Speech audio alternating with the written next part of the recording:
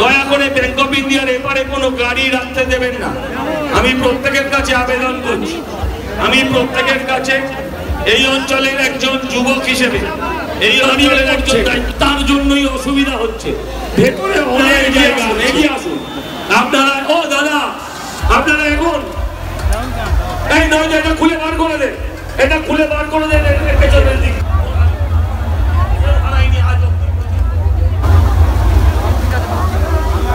কিন্তু আমি অনুরোধ করছি যে আপনারা হিসেবে আপনাদের কাছে আবেদন করছি, আমি অনুরোধ করবো আপনাদের কাছে